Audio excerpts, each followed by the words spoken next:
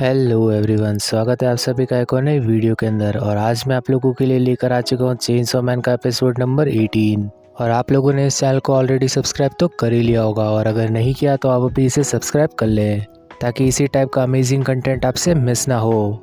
तो पिछले एपिसोड में डेंजी बॉम्ब को लेकर पानी के अंदर कूद गया था, और अब हम देखते हैं कि रीज, डेंजी और शार्क पानी के किनारे बैठे हुए थे और डेंजी यहाँ पर समुद्र की तरफ देख रहा था। और तभी हम देखते कि रीस को होश आ जाता है। अब अगर डेंजी चाहता तो वो रीस को मार सकता था, लेकिन उसने उसे नहीं मारा। इसीलिए रीस उससे पूछती कि उसने उसे क्यों बचाया। डेंजी बताता है कि वो अब तक की सबसे बेस्ट लाइफ जी रहा है, और अगर उसे अच्छा खाना खाने को मिल जाता है तो वो सारी बुरी बातें भूल जाता है। और शायद इसीलिए डेंजी ने उसे नहीं मारा और वो यहाँ पर जिंदा है। इस सब के बाद डेंजी कहता है कि वो चाहे तो उसे पब्लिक सेफ्टी के हवाले कर सकता है, लेकिन उसने ऐसा नहीं किया। और उसने ऐसा नहीं किया क्योंकि उसे ये चीज़ बिल्कुल अच्छी नहीं लग रही थी। रीज अब डेंजी से कहती है कि अगर मैं तुम्हें कहूँ कि मैं तुम्हें भी मार सकती हूँ तो तुम्हें कैसा लगेगा। और डेंजी यहाँ पर मुस्कुराते हुए जवाब देने लगता है। वो बताता है कि अगर वो कभी मरता है तो एक सुंदर लड़की के हाथों ही मरना चाहेगा। और रीज यहाँ पर उसकी बात काटते हुए कहती है कि तुम्हें कहीं सच में तो नहीं लगता कि मैं तुमसे प्यार करती हूँ। वो कहती है कि जितनी भी बातें उन दोनों के बीच में वो सिर्फ एक झूठ था, सिर्फ एक दिखावा। इस सब के बाद डेंजी एक अजीब सा फेस बनाने लगता है और रीज उसे काफ़ी गंदी निगाहों से देखने लगती है। रीज बताती कि वो यहाँ पर लड़ाई करते हुए हार चुकी है और वो यहाँ से जा रही है। इस सब के बाद डेंजी रीज को जाने नहीं देता और उससे पूछ लेता है कि क्या तुम मेरे साथ भागना चाहती हो। रीज कहती है कि क्या कह रहे हो तुम, मैंने तो ऑलरेडी बहुत सारे लोगों को मार रखा है। और फिर भी वो उसे जाने दे रहा है। वो बताती है कि वो एक क्रिमिनल की मदद कर रहा है।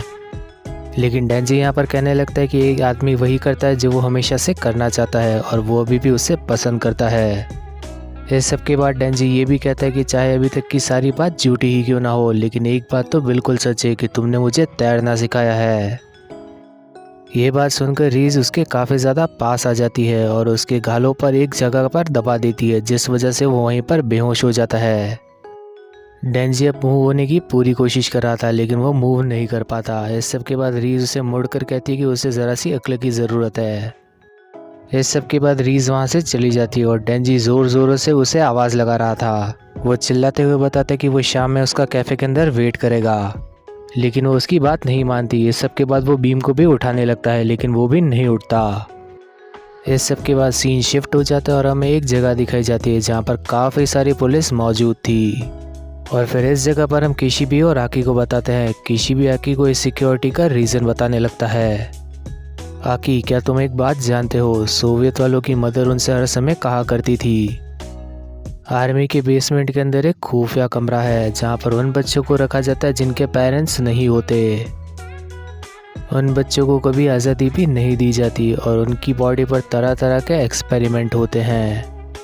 अभी कुछ समय पहले तक इस सब को एक कहानी ही माना जाता था, लेकिन अभी कुछ समय पहले ही ये प्रूव हुआ है कि ऐसा कमरा सचमुच में एग्जिस्ट करता था। और उस कमरे में बंद बच्चों में से एक रीज भी थी।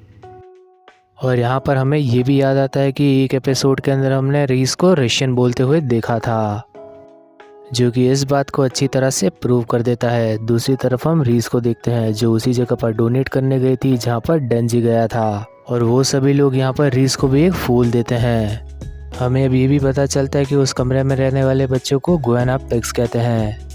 हम रीस को एक ट्रेन के बाहर खड़ा हुआ देखते हैं और उसे फूल देखकर डेंजी की याद आने लगती है, इसीलिए वो उससे मिलने के लिए उसी कैफ़े पर जाने लगती है। लेकिन रास्ते में ही उसके पास काफ़ी ज़्यादा चूहे आकर इकट्ठे हो जाते हैं और वो सारे चूहे कहने लगते हैं मैं भी। और हम देखते हैं कि उस जगह पर माकीमा पहुंच जाती है और वो कहती है कि उसे हमेशा से ही गांव के चूहे पसंद है। वो एक चूहे से कहती है कि बर्फ़ पड़ने से पहले ही उसे बिल खोल देने चाहिए, वरना वहाँ पर कुत्ते छोड़ दिए जाते हैं ताकि वो चूहों को मार दे।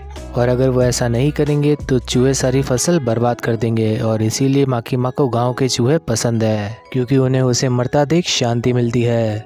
इस सब के बाद रीस ट्रांसफॉर्म होने की कोशिश करती है, लेकिन माकीमा एक ब्लेड की मदद से उसका हाथ काट देती है।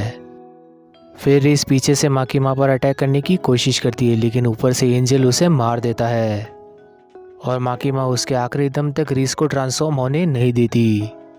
और अब रीज मरते मरते बताती कि उस दिन उसने डेंजी को सिर्फ इसीलिए नहीं मारा था क्योंकि वो खुद भी कभी स्कूल नहीं गई थी।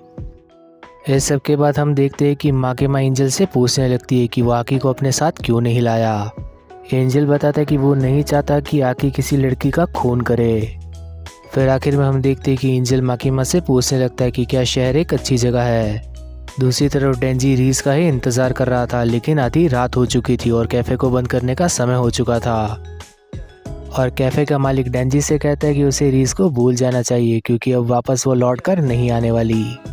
और डेंजी उस आदमी की बात को अनसुना कर देता है और तभी उस शॉप का दरवाज़ा खुलता है और हम देखते कि वहाँ से कोई आ रहा था।